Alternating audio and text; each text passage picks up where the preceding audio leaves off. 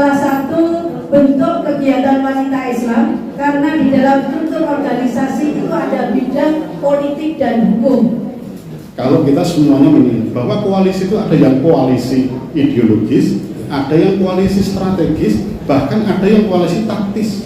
Kembali kepada pertanyaan, kenapa saya harus lewat PDIP? Lebih baik.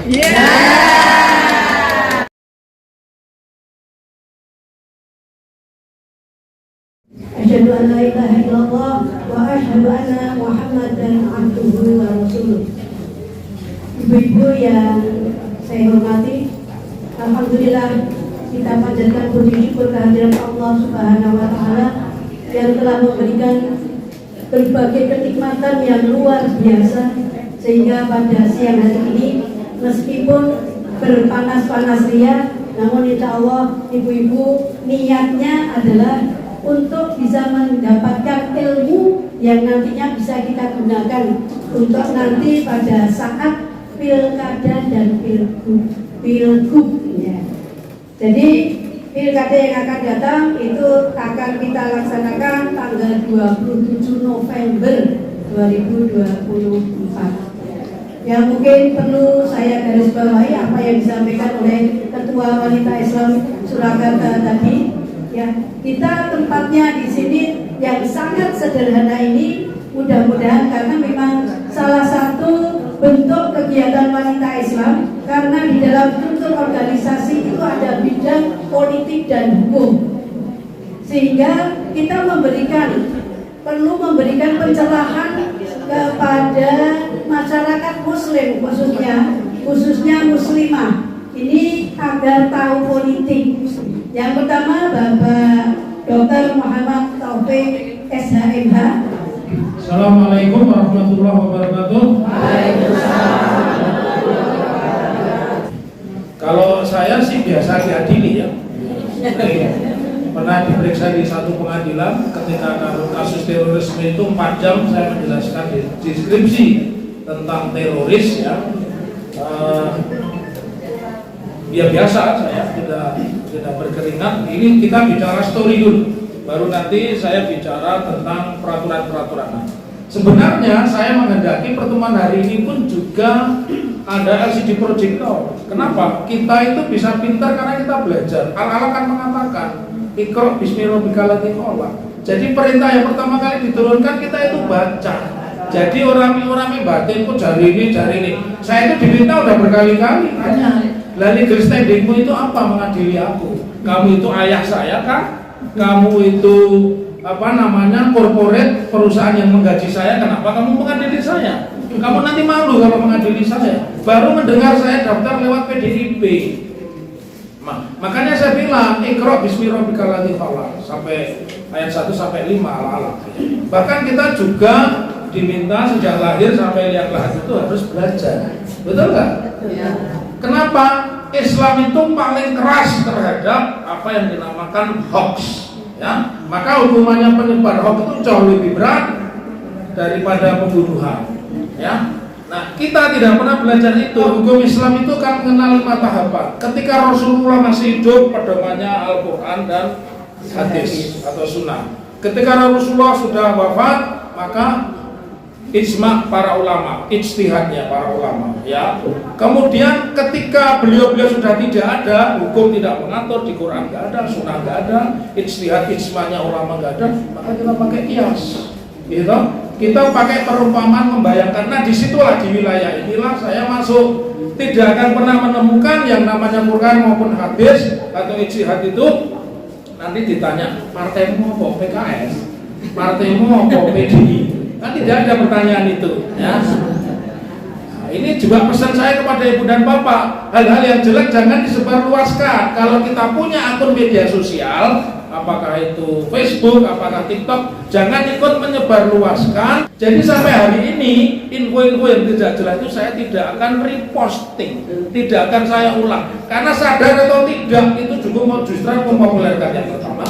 Yang kedua, memberi penghasilan kepada buzzer-buzzer. Jadi berita yang menjelekkan umat Islam, kalau menjenengan posting berulang dia dapat duit. Kita nggak sadar karena hitungannya itu real time. Maka ada istilah second, ada istilah detik, ada istilah minute, ada istilah hours, legal hours, dihitungnya per jam. Jadi mulai hari ini jangan suka memposting hal-hal yang jelek, apalagi menjelekkan ajaran Islam, siapapun ajaran Islam, apakah tokoh Islam, ormas Islam, partai Islam, ya. Lebih-lebih kalau itu sudah sampai kepada Rasulullah. Nah itu kita kekeliruan kita ini malah bangga nge-share dewi. Itu ada satu grup yang saya keluarkan karena dia nge-share berita yang lama, ya. Jadi itu pedoman saya. Nah kembali kepada pertanyaan, kenapa saya harus lewat PDIP? Ini adalah kias. Satu momentum yang tidak mungkin saya dapatkan, satu alasan saya yang sangat rasional, kenapa lewat PDIP? PDIP itu partainya besar. Mau ikut suka atau tidak suka, pernah nggak saya tanya wali kota di Solo setelah reformasi ini yang bukan PDIP, saya tanya, bisa nggak lewat partai-partai yang lain? Nggak bisa. Jadi berpolitik itu harus pakai strategi. Jadi itu bagian dari sebuah strategi yang harus saya mainkan dan saya menungkap peluang itu. Kemudian saya juga bertemu dengan Pak Usman Amiruddin, saya juga sudah ketemu dengan Pak Mudrik, ya, dan saya akhirnya membulatkan diri mendaftar ke PDIP. Itu pun tidak dengan mudah. Pergulatan batin saya juga muncul. Saya yakin saya akan diserang kanan kiri. Ya, tidak apa-apa. Saya punya main bola, kadang-kadang ditendang apa. Sekarang giliran saya ditendang kan begitu. Ya, no problem. Saya diminta begini begitu. Secara sosial, secara materi, insya Allah saya sudah cukup. Saya tidak cari hidup di PDIP. Ya, saya sudah tidak cari makan di wali kota. Jadi kalau saya hanya berdiam diri, saya tidak akan bisa melakukan perubahan apapun dan momentum itu harus saya raih dengan lewat PDIP. Jadi ibu jangan menyalahkan PDIP, salahkanlah saya. Ya. Tapi kalau mengadili saya tak tanya, kamu nguruni saya berapa?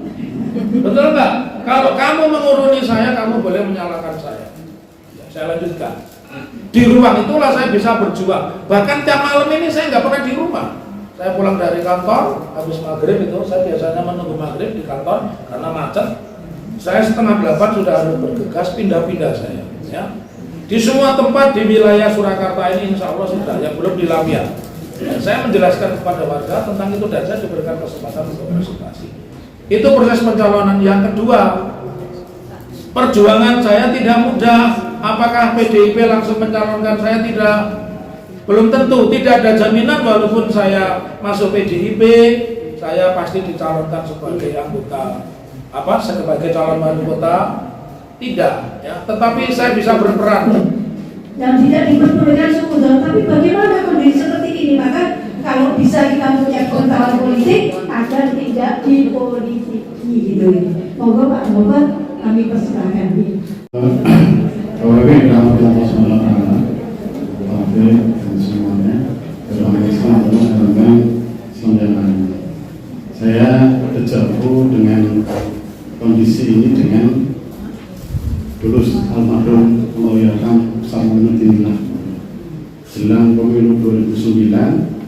Waktu itu elemen Islam minta diskusi karena memang PKS ini dalam dilema.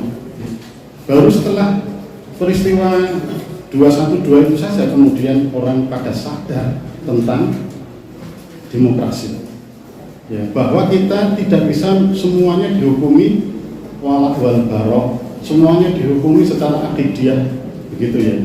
Karena kita hidup di bumi yang tidak, memang bukan bumi Islam. Jadi kita punya fikih sendiri. Maka satu ungkapan ya yang baik menurut saya, ketika kita hukumi semuanya dengan akidah, dengan ideologi, mumet kita nanti. Contoh misalnya, saya pernah Pak Bambang Setiaji menyampaikan ke kita selalu ke beliau, itu orang-orang yang itu suka mengkafir-kafirkan PKS yang demokrasi dan sebagainya itu.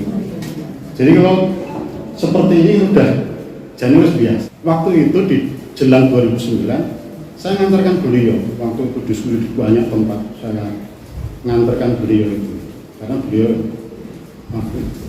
Nah kata beliau, sudah semuanya sudah dijelaskan, semuanya sudah ini. Kalau memang berbeda pendapat, punya ijtihad yang berbeda, ya kita pakai kaidah lana amaluna walakum hukum, bukan lakum dinukum waliyati. Nah kita seringnya lakum dinukum, Pak Taufik yang PDIP kafir langsung. Kadang begitu penilaian kita, tetap harus hilang Islam, hilang agama ini. Pak, waktu kita sama juga ketika Nyun Sewu, banyak elemen Islam yang menilai Pak Purnomo maju lewat PDIP, itu langsung Nyun Sewu, banyak hujatan, banyak ini yang terjadi. Jadi di sini bermusuh orang Islam. Kalau kita semuanya menilai bahwa koalisi itu ada yang koalisi ideologis, ada yang koalisi strategis, bahkan ada yang koalisi taktis.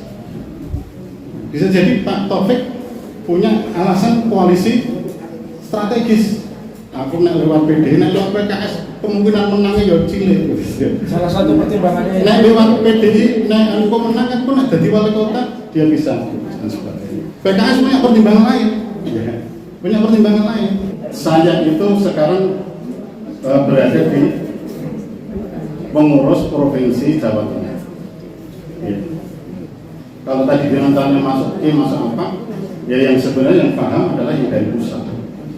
Jadi termasuk kita ini Bapak Ibu, ya, kita. Makanya kalau kita masih pakai ijtihad pribadi, nanti kita akan pusing sendiri dalam umat. Maka monggo saya sampaikan, saya awali bahwa tidak semuanya bisa diungkapkan. Apakah para kiai dan para pemimpin kita di sana itu masih dijaga? Insya Allah Majelis Syuro itu ada 99 orang yang dipilih dari kader dan mereka para sesepuh. Kita punya Dewan Syariah, kita punya Majelis Syuro, kita punya yang semuanya ditata dengan baik. Saya kira itu saja dari saya. Assalamualaikum warahmatullahi wabarakatuh. Dan saya memang concern dengan masalah Islam karena di Laweyan juga jamaah Aisyahnya banyak kan juga jamaah wanita Islam sama. Ya, makanya saya juga selalu merasa sebagai wanita Islam. Untuk poin saja Pak Taufik, saya pada waktu melihat baliho penjenengan, saya tidak suudon, cuman saya punya pengharapan.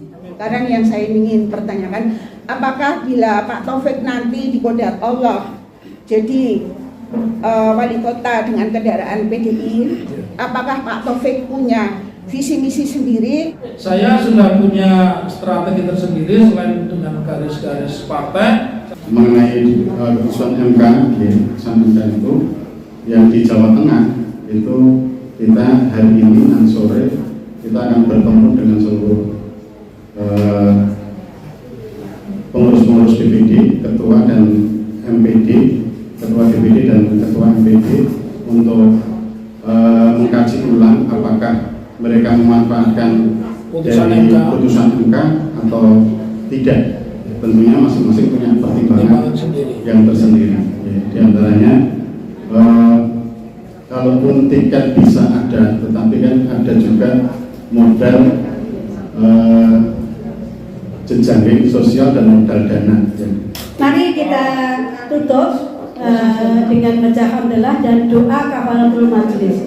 Alhamdulillahirabbil alamin. Subhanallahumma wa bihamdika asyhadu an la ilaha illa anta astaghfiruka wa atubu